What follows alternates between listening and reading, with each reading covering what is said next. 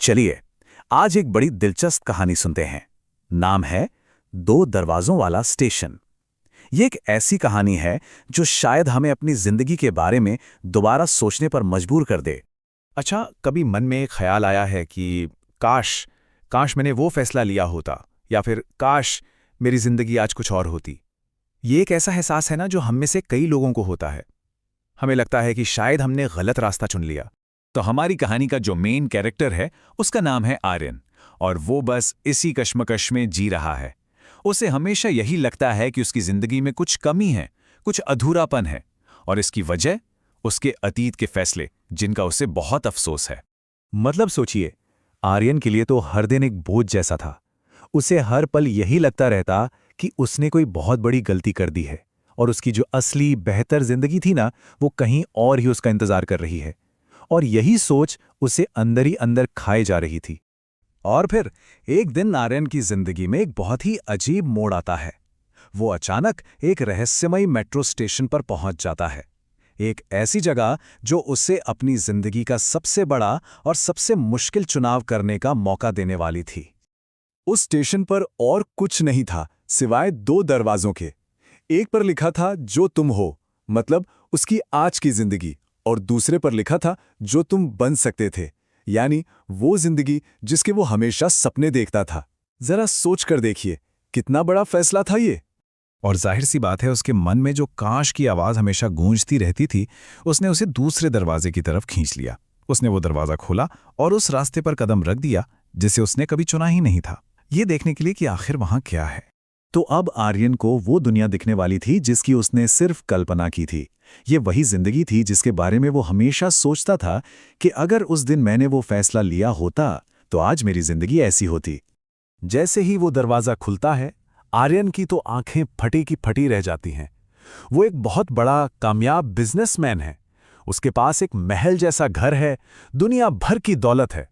मतलब वो सब कुछ था जिसे दुनिया सक्सेस मानती है। और उसे देखते ही आर्यन के मन में बस एक ही ख्याल आया, वाह, काश काश यही मेरी असल जिंदगी होती। एक पल के लिए तो उसे लगा कि जैसे उसका सबसे बड़ा सपना सच हो गया हो। ये जिंदगी उसे अपनी असली जिंदगी से कहीं कहीं ज्यादा बेहतर लगी।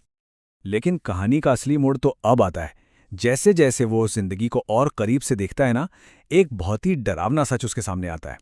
उस अमीर आर्यन के पास अपने परिवार के लिए जरा भी वक्त नहीं था। उसके अपने बच्चे उसे ठीक से पहचानते तक नहीं थे।